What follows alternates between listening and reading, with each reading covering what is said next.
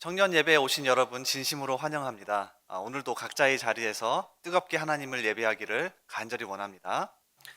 저번 주에 제가 소개해드렸던 손원평 씨의 아몬드라고 하는 책 이야기를 조금 더 할까 합니다. 주인공 윤재 기억나시나요? 알렉시티미아, 그러니까 감정 표현 불능증에 걸린 아이였는데, 자, 이 아이가 고등학교에 들어가면서 새로운 친구 한 명이 생깁니다. 자, 이름이 고니라고 하는 친구인데, 이 친구는 놀이공원에서 어렸을 때 부모님을 잃어버리고 고등학생이 되어서야 다시 부모를 찾은 참 안타까운 사연을 가진 아이입니다. 근데 이 친구가 부모를 잃어버린 기간 동안 고생을 많이 하고 사랑을 받지 못해서 다른 사람들에게 과격해요.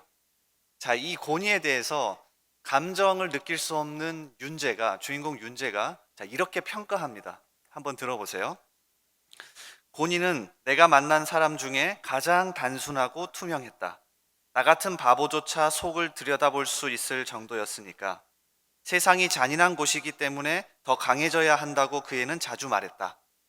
그게 고니가 인생에 대해 내린 결론이었다. 우린 서로를 닮을 수는 없었다.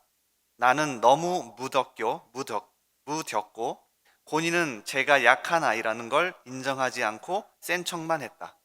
사람들은 고니가 대체 어떤 애인지 모르겠다고 했지만 나는 그 말에 동의하지 않았다. 단지 아무도 고니를 들여다보려고 하지 않았을 뿐이다. 그러니까 모두가 손가락질하고 문제하라고 했던 친구인 고니를 향하여서 윤재는 이렇게 평가하는 겁니다. 고니가 문제가 아니라 사실은 그에게 사랑을 주지 않고 관심 갖지 않았던 사람들이 문제라는 거죠. 그러면서 자신은 감정을 느끼지 못하는, 그러니까 머리에 문제가 있지만 고등학생이 되기까지 엇나가지 않고 잘 컸던 이유를 이렇게 소개해요. 자, 이 부분이 참 인상적인데요. 어딘가를 걸을 때 엄마가 내 손을 꽉 잡았던 걸 기억한다. 엄마는 절대로 내 손을 놓지 않았다. 가끔은 아파서 내가 슬며시 힘을 뺄 때면 엄마는 눈을 흘기며 얼른 꽉 잡으라고 했다. 우리는 가족이니까 손을 잡고 걸어야 한다고 말하면서 반대쪽 손은 할멈에게 쥐어 있었다. 나는 누구에게서도 버려진 적이 없다. 내 머리는 형편없었지만 내 영혼마저 타락하지 않은 건 양쪽에서 내 손을 맞잡은 두 손의 온기덕이었다. 주인공 윤재가 머리는 이상하지만 영혼까지 타락하지 않았다고 평가한 이유는 뭡니까? 한 손에는 어머니의 손, 한쪽에는 할머니의 손이 사랑으로 자신을 붙잡아주고 있었기 때문이라고 이야기하죠. 우리 청년 여러분, 이 사실을 꼭 기억했으면 좋겠어요. 예수가족 그리고 위드, 우리가 함께 모여서 예배하고 주님의 사랑으로 붙잡았던 손을 기억하면서 이 시기를 잘 이겨낼 수 있기를 바랍니다. 우리 같이 말씀 찾겠습니다. 오늘 하나님께서 우리에게 주시는 말씀, 신약성경 야고보서입니다. 신약성경 야고보서 1장 1절에서 4절까지의 말씀입니다. 제가 말씀 읽어드릴게요. 하나님과 주 예수 그리스도의 종 야고보는 흩어져 있는 12지파에게 문안하노라.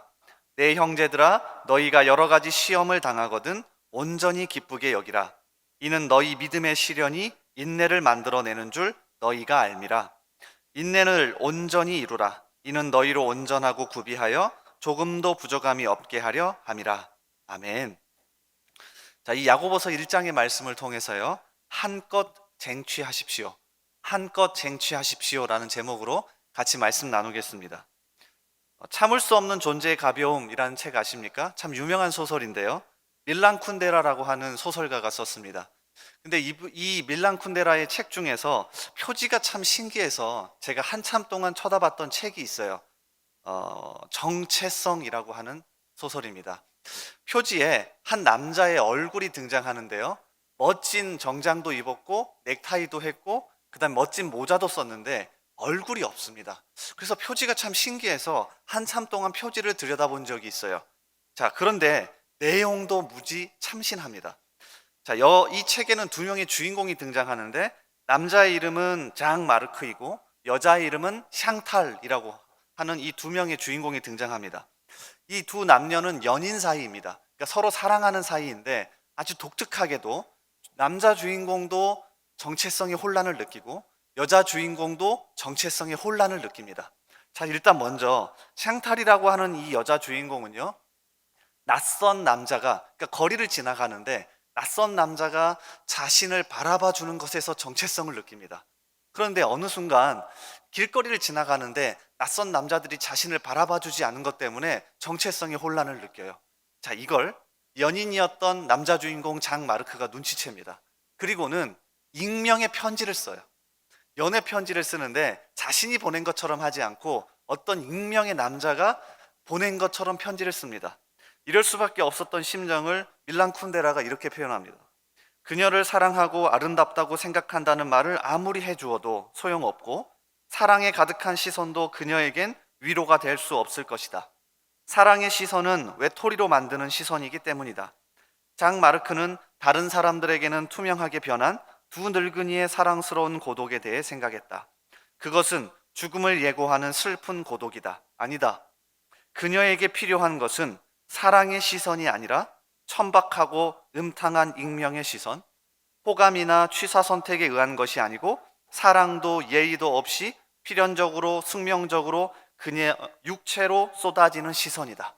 그래서 어쩔 수 없이 익명의 남자인 것처럼 이 여자에게, 자신의 여자친구에게 편지를 씁니다. 그런데 주인공 샹탈은 이 편지를 받고서 정체성에 더 혼란을 느낍니다. 도대체 이 편지를 쓴 사람이 누구일까? 그리고 내 진짜 남자친구 장 마르크 사이에서 정체성의 혼란을 느끼죠. 남자친구인 장 마르크 역시 아주 독특하게 정체성의 혼란을 느낍니다. 우리도 가끔 그럴 때 있지 않습니까? 멀리서 내가 아는 사람이라고 생각했는데 점점 가까이 올수록 내가 아는 사람이 아니었던 겁니다. 장 마르크 역시 몇 번이나 이러한 착각을 합니다. 한 번은 해안가에 자기 여자친구를 만나러 갔는데 멀리 서 있는 여인을 자기 여자친구라고 생각했어요. 근데 가까이 다가올수록 아닌 겁니다. 자, 이렇게 소개해놨습니다. 마침내 그의 쪽으로 돌아선 그녀가 그를 알아본 것 같았다. 그는 기쁜 표정으로 다시 한번 손을 치켜들었다. 그러나 그녀는 그에게 무심한 채 모래사장을 애무하는 바다의 긴 물결을 눈으로 쫓으며 서 있었다. 그녀의 옆모습을 본 지금에서야 그가 틀어올린 머리라고 생각했던 것이 실은 머리를 감싼 머플러라는 것을 확인했다. 다가섬에 따라 그가 샹탈이라고 믿었던 여자가 늙고 추하고 우스꽝스럽게도 다른 엉뚱한 여자로 변해갔다. 사랑하는 여자와 다른 여자의 육체적 외모를 혼동하는 것, 그는 얼마나 여러 번 그런 일을 겪었던가. 그리고 항상 똑같은 놀람, 그녀와 다른 여자들의 차이가 그렇게 미미한 것일까? 이 세상 무엇에도 비교할 수 없고 그가 가장 사랑하는 존재의 실루엣을 어떻게 알아볼 수 없단 말인가? 그러니까 정말 사랑한 연인이었는데, 그래서 익명으로 연애 편지도 쓸 정도로 사랑한 연인이었는데 멀리 서 있는 그 여자를 알아볼 수 없다는 것에 대해서 정체성의 혼란을 느껴요. 밀란 쿤데라가 2012년에 이 소설을 내는데요. 이 소설을 쓴 이유가 있습니다. 정체성의 혼란을 느끼는 현대인들을 풍자하기 위해서 썼다고 이야기해요. 자, 그러면서 이렇게 얘기합니다. 정체성을 잃고 살아가는 현대의 사람들이 너무 나약하다. 조그마한 일에도 쉽게 넘어지고 다시 일어서기가 너무 힘들다. 다시 말하면 정체성의 혼란을 느끼면 시련과 어려움이 다가왔을 때 이겨낼 힘이 없다. 그래서 현대인들을 바라보며 안타까워하는 마음으로 자신이 가지고 있는 인문학적 지식과 그 특유의 필체로 정체성의 혼란을 느끼는 두 연인을 소개하는 겁니다. 근데 다행인 건 뭐냐면 하나님의 말씀인 성경에도 이 주제를 다룬다는 거예요. 밀란 쿤데라가 인문학적 지식으로 총동원해서 이 주제를 다뤘다면 오늘 우리가 함께 읽은 야고보서는 하나님의 말씀이 이 주제를 다룹니다. 그래서 오늘 야고보서 1장을 통하여서 이 주제를 함께 고민해 보고자 해요. 우리의 정체성은 어디에 있는지, 그리고 정체성을 제대로 가진 사람은 시련과 어려움이 다가왔을 때 어떠한 태도를 보이고 어떻게 이겨내는지, 자, 이 두 가지에 집중해서 같이 오늘 말씀을 중심으로 살펴보겠습니다. 첫 번째는요, 우리의 정체성이 어디에 있냐는 거예요. 야고보서 1장을 읽어보시면 단 한 절이지만 1절에 우리의 정체성이 어디에 있는지를 너무나도 잘 설명합니다. 자, 1장 1절 말씀을 먼저 한번 제가 읽어드릴게요. 하나님과 주 예수 그리스도의 종 야고보는 흩어져 있는 12지파에게 문안하노라. 자, 1절 단 한 절인데 이 속에 우리의 정체성이 담겨 있어요. 자, 먼저 이 정체성을 알기 위해서는 야고보서를 기록한 야고보가 누구인지 아셔야 합니다. 자, 그 이유는 제가 차차 설명을 할게요. 자, 일단 성경 속에는 대표적으로 세 명의 야고보가 나오는데, 자, 이 세 명 중에 한 명이 이 야고보서를 쓴 건 분명합니다. 자, 첫 번째 사람은 누구냐면 예수님의 제자, 그러니까 사도들 중에 최측근에 속했던 세베대의 아들 야고보입니다. 마가복음 1장 19절에 보니까요, 조금 더 가시다가 세베대의 아들 야고보와 그 형제 요한을 보시니 그들도 배에 있어 그물을 깁는데 라고 되어 있는데요, 여기서 말하는 세베대의 아들 야고보가 첫 번째 야고보입니다. 자, 두 번째는요, 작은 야고보라고 불리우는 알페오의 아들 야고보입니다. 역시 마가복음 15장 40절에 나와 있는데요, 멀리서 바라보는 여자들도 있었는데 그 중에 막달라 마리아와 또 작은 야고보와, 여기서 말하는 이 작은 야고보가 두 번째, 그러니까 알페오의 아들 야고보를 말합니다. 자, 마지막 세 번째는요, 요셉과 마리아의 아들이자 예수님의 친동생이었던 야고보입니다. 마태복음 13장 55절에 보면 예수님의 형제들의 이름이 정확하게 등장하는데요, 이는 그 목수의 아들이 아니냐, 그 어머니는 마리아, 그 형제들은 야고보, 요셉, 시몬, 유다라 하지 않느냐. 자, 여기서 이 야고보, 예수님의 동생 야고보를 말합니다. 자, 그러면 이 세 명 중에서 누가 야고보서를 기록했을까요? 많은 사람들이, 또 대다수의 학자들이 예수님의 동생 야고보가 기록했다라고 이야기합니다. 그러면 여기에서 아주 재미있는 상황이 생겨요. 왜 야고보서를 기록한 야고보가 누구인지 알아야 하냐면 바로 1절 때문에 그렇습니다. 1장 1절에 야고보서를 기록한 야고보가 자신을 이렇게 소개해요. 하나님과 주 예수 그리스도의 종 야고보는. 여러분, 좀 이상하지 않습니까? 제가 만약에 예수님의 친동생, 그러니까 혈육적인 동생인데 만약에 이 성경을 쓰고 있다면 저는 이렇게 소개하지 않을 겁니다. 하나님과 주 예수 그리스도의 종 야고보가 아니라 예수님과 어린 시절을 함께 했던 누구누구는. 그럼 이게 정상 아닙니까? 야고보는 얼마나 자랑하고 싶을까요? 자신의 혈연 관계, 예수님과 함께 성장했던 그 추억들. 나는 예수님의 동생 야고보야, 이렇게 소개하는 게 정상이라고요. 그런데 야고보는 그렇게 소개하지 않습니다. 하나님과 주 예수 그리스도의 종 야고보는. 여러분, 이게 우리의 정체성 아닙니까? 야고보서 1장 1절은 짧지만 정말 강렬하게 우리의 정체성이 어디에 있는지를 설명합니다. 우리가 우리의 정체성을 말할 수 있는 게 많겠죠. 교회니까 직분을 이야기할 수도 있겠고요, 지위와 경험과 신앙 경력, 나이, 수많은 것들을 이야기할 수도 있겠지만 우리의 정체성은 어디에 있습니까? 예수님의 친동생이면서 하나님과 주 예수 그리스도의 종이라고 표현했던 야고보의 정신 속에 있습니다. 이게 우리의 정체성이에요. 자, 이어서 야고보는 계속해서 이렇게 소개합니다. 하나님과 주 예수 그리스도의 종 야고보는 흩어져 있는 12지파에게 문안하노라. 흩어져 있다라고 표현하는데 당시 자주 사용하던 인사 문구입니다. 그러니까 야고보를 비롯해서 교회 지도자들과 사도들이 성도들에게 인사할 때 이 흩어져 있는 12지파, 또는 베드로전서 1장 1, 2절에 보니까 이런 표현도 씁니다. 사도 베드로가 이렇게 인사해요. 예수 그리스도의 사도 베드로는 본도, 갈라디아, 갑바도기아, 아시아와 비두니아에 흩어진 나그네, 곧 하나님 아버지의 미리 아심을 따라 성령이 거룩하게 하심으로 순종함과 예수 그리스도의 핏부림을 얻기 위하여 택하심을 받은 자들에게 편지하노니 은혜와 평강이 너희에게 더욱 많을지어다. 그러니까 베드로도 역시 흩어졌다라는 표현을 사용하고요, 오늘 야고보도 흩어진 12지파라고 하는 표현을 사용합니다. 자, 인사 문구 속에는 그 시대의 상황을 반영하는 게 숨어 있습니다. 예를 들면 참 먹고 살기 힘들었을 때는 이렇게 인사했습니다. 밥은 먹고 다니니? 우리 부모들이 자녀들을 향하여서 밥통이라고 욕을 많이 했습니다. 야, 이 밥통아. 그런데 이 밥통이라는 인사말 속에는요, 당시 시대 상황이 숨어 있습니다. 밥통은 위장을 이야기합니다. 그러니까 적어도 위장 속에 밥은 넣고 다니라는 부모들의 마음이 숨어져 있죠. 그러다가 2000년대에 들어와서는요, 탤런트 김정은이 부자 되세요라고 하는 말을 유행시켰습니다. 그래서 만나는 사람마다 부자 되세요라고 하는 말을 하고 다녔죠. 그러니까 인사말 속에는 그 시대의 상황이 반영되어 있다고요.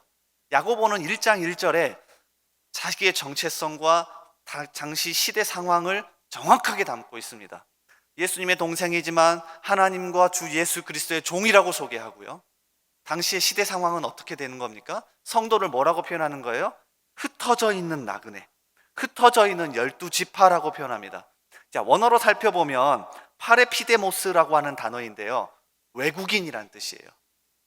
그러니까 야고보가, 그리고 사도들이, 그리고 교회 지도자들이 성도들을 향하여서 무엇이라고 정체성을 내리는 거냐면, 혈연관계, 지위, 신앙 경력, 사회적인 직분, 이게 중요한 게 아니라 우리는 하나님과 주 예수 그리스도의 종이다. 하나님이 우리를 이 땅 가운데 보내셨고, 그 다음에 이 땅에서 외국인으로 살아가다가 다시 하나님께로 돌아가는 존재야 라고 하는 이 정체성을 이야기하는 겁니다. 우리가 잃어버린 게 이거 아닙니까? 우리는 말로는 하나님께로 돌아간다고 이야기하면서 이 세상이 전부인 것처럼 살아갑니다. 그러니까 우리의 정체성이 여기 있다 보니 시련과 어려움이 찾아왔을 때 너무 나약하고요, 우리의 정체성이 여기 있다 보니 이 세상이 전부인 것처럼 이 세상에 매달려 살아갑니다. 그러니까 우리가 이걸 회복해야 돼요. 마치 로마서 11장 마지막 절에서 사도 바울이 깨달았던 진리와 같습니다. 로마서 11장 36절에 사도 바울이 이렇게 표현합니다. 이는 만물이 주에게서 나오고 주로 말미암고 주에게로 돌아감이라. 그에게 영광이 세세에 있을지어다. 아멘. 로마서는 크게 둘로 나눠지죠. 1장부터 11장까지, 그리고 12장부터 16장까지. 그런데 전반부, 교리적인 부분을 설명하면서 바울이 깨달은 결론은 이거였어요. 지식적인 게 아닙니다. 하나님께로부터 우리가 왔다. 그리고 하나님께로 우리가 돌아간다. 이게 우리의 정체성이다. 이게 우리 성도의 정체성이다. 이걸 깨닫기 바란다 라고 하는 게 사도 바울의 깨달음이었다고요. 그러므로 우리 청년들이요, 오늘 이 시간 우리의 이 정체성을 깨달으셨으면 좋겠어요. 만날 때마다 이렇게 인사합시다. 우리는 하나님께로 돌아갈 거야. 그리고 우리의 어떤 사회적인 직분, 교회에서의 직분, 그것도 중요하겠지만 더 중요한 건 하나님과 주 예수 그리스도의 종이라고 표현했던 야고보의 정신. 자, 이걸 다시 한번 바라보자 라고 서로 인사할 수 있길 바랍니다.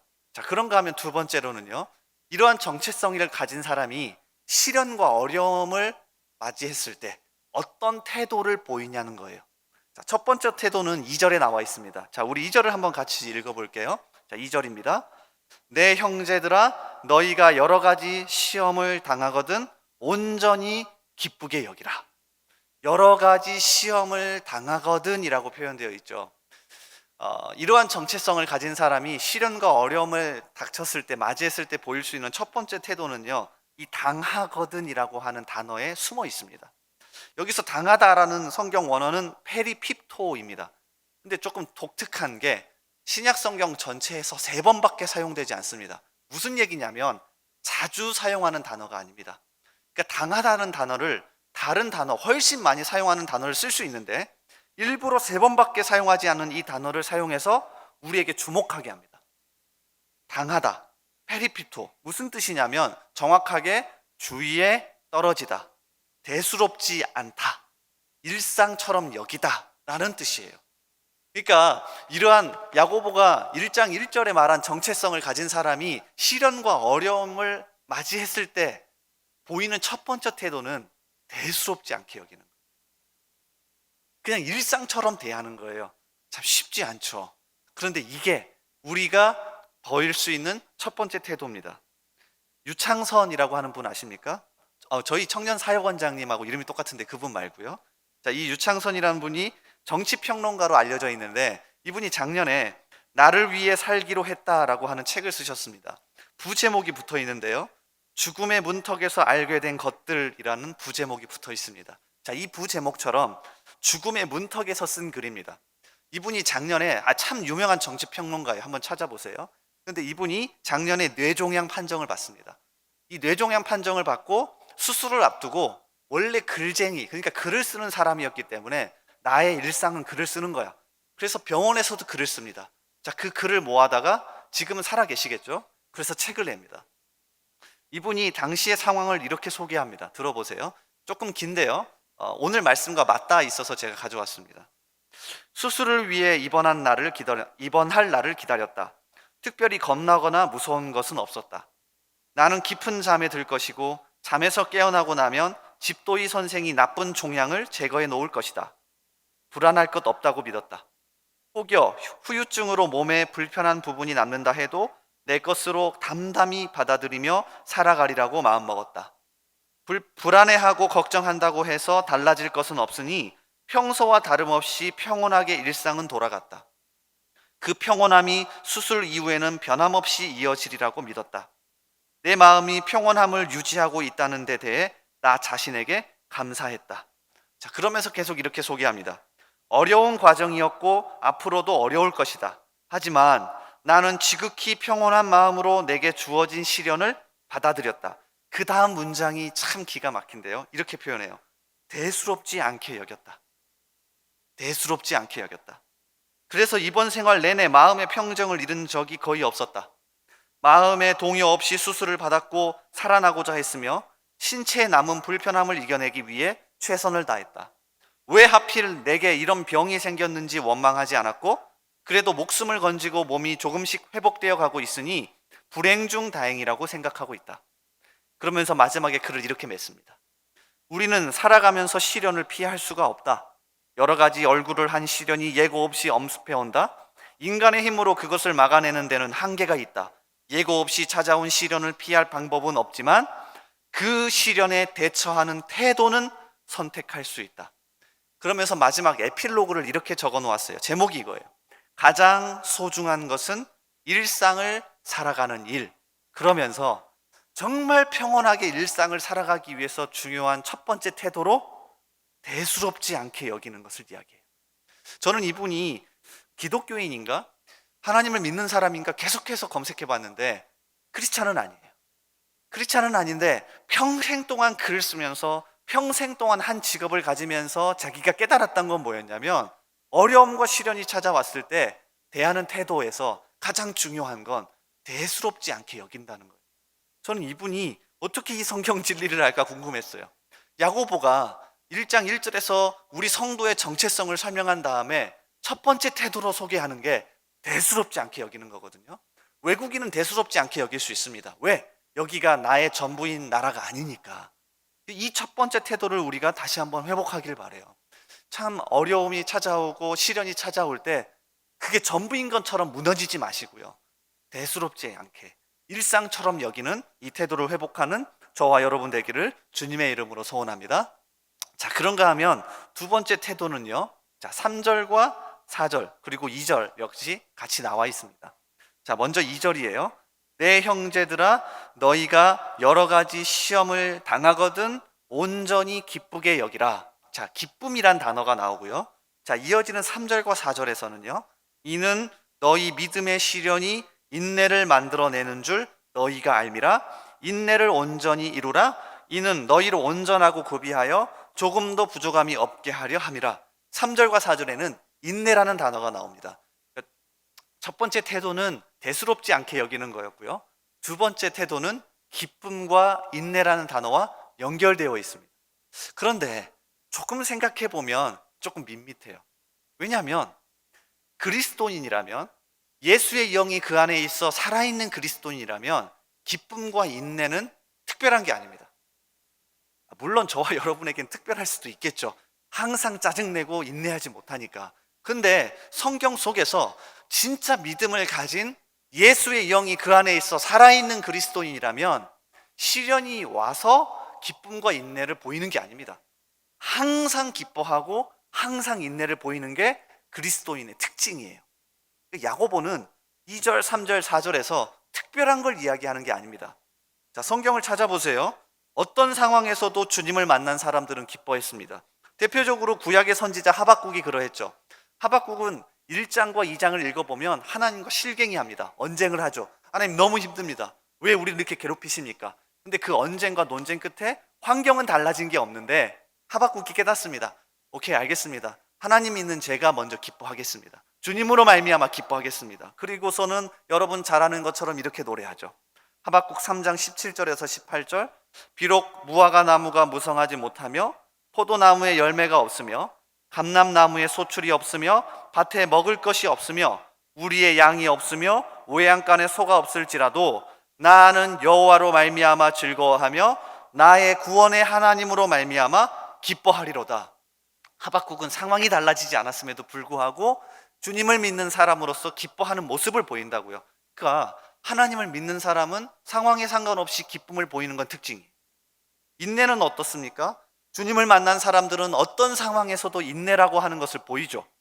구약은 인내라는 단어가 직접적으로 등장하지는 않는데요. 하나님을 보고 견디다라는 뜻을 가진 에무나라는 단어가 있습니다. 근데 이 단어가 구약 성경에 49번이나 나옵니다. 구약 성경이 39권이니까 적어도 한 권당 한두 번은 나오는 거예요. 인내하다, 견디다, 버티다. 신약 성경에서는 더 자주 나옵니다.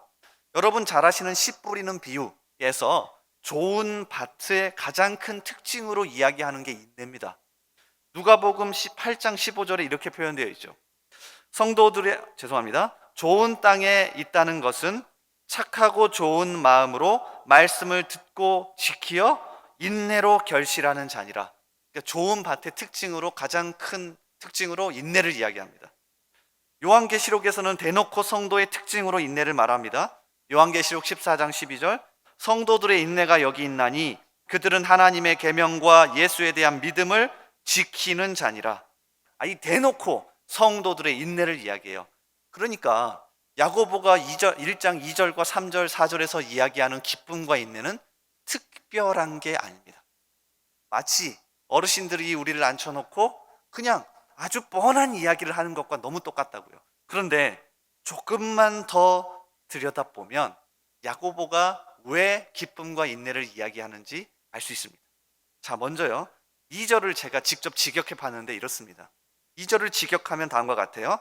모든 기쁨으로 기뻐하라. 여러 가지 시련을 만나면. 자, 우리나라 어순하고는 좀 다른데요. 모든 기쁨으로 기뻐하라. 여러 가지 시련을 만나면. 기쁨이란 단어가 2번 반복되어 있고 명령법으로 되어 있어서 강조되어 있습니다. 그래서 다른 번역 성경들이 번역을 참 잘했는데요. 새 번역은 이렇게 번역해요. 나의 형제 자매 여러분, 여러 가지 시험에 빠질 때에 그것을 더할 나위 없는 기쁨으로 생각하십시오. 강조해놨죠. 공동 번역도 마찬가지입니다. 내 형제 여러분, 여러 가지 시련을 당할 때 여러분은 그것을 다시 없는 기쁨으로 여기십시오 라고 되어 있어요.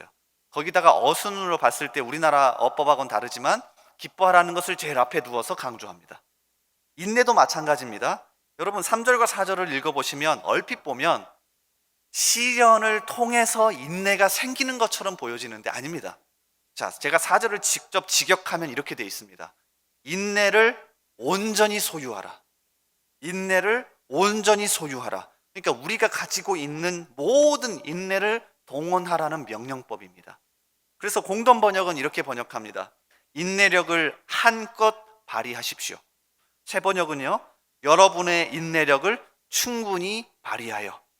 대다수의 영어 성경은 let이라고 하는 단어를 집어넣어서요, let endurance라고 표현합니다. 그러니까 시련을 통해서 인내가 생기는 게 아니라 너가 진짜 그리스도인이라면, 네 안에 예수의 영이 살아있어서 정말 예수 믿는 사람이라면 기쁨과 인내는 당연한 특징인데 시련이 다가왔을 때 그 실력을 발휘하라는 거예요. 더 한껏 발휘하라는 겁니다. 감사한 건 뭐냐면 기쁨과 인내를 쟁취하기 위해 노력했을 때 더 생긴다는 거예요. 여러분 이게 참 감사한 일 아닙니까? 시련이 닥쳐왔을 때 시련을 통과하고 나서야 기쁨과 인내가 생기는 게 아니라 그리스도인이라면 반드시 그 정체성을 가진 사람은 기쁨과 인내라는 것을 가지고 있는데 시련이 닥쳐왔을 때 한껏 쟁취하기 위해 노력하면 주님이 주시겠다는 거예요. 근데 우리 이거 안 하잖아요. 사실 저도 마찬가지입니다. 가장 못하는 것 중에 하나가 이거예요. 어려움이 닥쳐왔을 때 기뻐해야 하고 인내라는 걸 보여줘야 되는데 오히려 욕을 하거나 짜증을 내지 이 모습을 보이기가 어려워요. 근데 주님이 약속하십니다. 오늘 야고보서를 통해서 이야기하신다고요. 시련이 닥쳐왔을 때 너가 진짜 그리스도인이라면 네 안에 기쁨과 인내가 있어. 그런데 발휘하려고 쟁취하려고 노력해봐. 그럼 내가 더 부어줄 거야. 이게 주님의 약속이라고요. 이 약속을 붙잡고 살아갈 수 있는 저와 여러분 되기를 소원해요.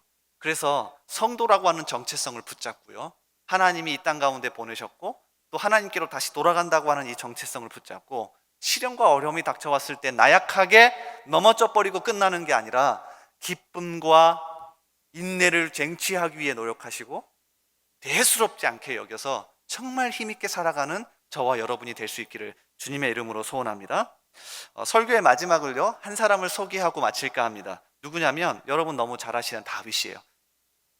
저번 주에도 제가 소개했었죠. 다윗이 시편을 참 많이 썼는데요. 시편 57편에 보면 이러한 말씀이 등장합니다. 여러분 아마 아주 잘 아실 거예요. 시편 57편 7절, 하나님이여 내 마음이 확정되었고 내 마음이 확정되었사오니 내가 노래하고 내가 찬송하리이다. 자, 이 7절 한 절만 보면 다윗이 참 기쁜 상황인 것처럼 보입니다. 그래서 우리가 찬양의 가사로도 이 구절을 많이 이용하죠. 내 마음이 확정되었고 확정되었사오니. 그런데 이 시편 57편에는 기쁜 상황이 아닙니다. 제목이 붙어 있는데요, 제목이 이렇습니다. 다윗의 믹담시, 인도자를 따라 알다스엣에 맞춘 노래. 다윗이 사울을 피하여 굴에 있던 때에. 다윗이 사울을 피하여 굴에 있던 때에. 무슨 말입니까? 다윗이 지금 기쁜 상황이 아니라는 거예요. 7절만 보면 너무 기뻐서 노래하는 것처럼 보이는데 사실 다윗이 가장 힘든 상황, 가장 어려운 시련 가운데 시편 57편을 기록하는 겁니다. 바로 앞에 있는 6절만 보더라도 다윗의 심정을 알 수 있어요. 그들이 내 걸음을 막으려고 그물을 준비하였으니 내 영혼이 억울하도다. 여러분 다윗의 심정이 느껴지지 않습니까? 근데 다윗은 여기서 끝내지 않아요. 그러면서 7절에 노래하는 겁니다. 내 마음이 확정되고 확정되었사오니 내가 노래하고 내가 찬송하리이다. 그러니까 다윗은 어떤 사람이었던 겁니까? 오늘 야고보가 이야기하는 이 태도를 가진 사람인 게 분명해요. 자신이 하나님께 속해 있다는 정체성을 분명히 가졌고요. 그렇기 때문에 시련과 어려움이 닥쳐왔을 때 얼마나 대수롭지 않게 여깁니까? 그리고 가만히 있지 않고요, 기쁨과 인내를 쟁취하기 위해 노력하죠. 주님, 저는 이렇게 무너지지 않습니다. 하나님께 감사하며 찬송하며 기쁨과 인내를 쟁취하기 위해 애쓸 겁니다. 그러므로 주님, 기쁨과 인내를 부어주세요 라고 살았던 게 다윗이에요. 다윗은 실제 그 어려운 상황 속에서도 잘 이겨냅니다. 이렇게 살아갈 수 있는 저와 여러분 되기를 주님의 이름으로 소원합니다. 제가 기도하겠습니다. 하나님 감사합니다. 오늘도 각자의 자리에서 이렇게 모여 예배할 수 있게 하시니 감사합니다. 주님, 오늘 말씀처럼 우리의 정체성이 어디에 있는지를 먼저 기억하길 원합니다. 야고보가 이야기했던 것처럼 예수님의 혈육이지만 그것을 자랑하지 않고 하나님과 주 예수 그리스도의 종이라고 자기를 소개하며 흩어져 있는 하나님께로 돌아갈 사람이라고 자기를 소개했던 것처럼 우리 성도의 정체성이 어디에 있는지를 다시 한번 기억하게 하여 주시옵소서. 그래서 우리 청년들이 각자의 자리에서 이 정체성을 가지고 시련과 어려움이 다가왔을 때 나약하게 넘어지고 그 동굴 속에 갇혀 있는 것이 아니라 오히려 대수롭지 않게 여기며 기쁨과 인내를 발휘하고 쟁취하여 나아갈 수 있는 우리 모두가 될 수 있도록 인도하여 주시옵소서. 이번 한 주간도 주님 품에 품어주시고 지켜 보호하여 주시옵소서. 모든 것 맡기옵고 예수님의 이름으로 기도합나이다. 아멘.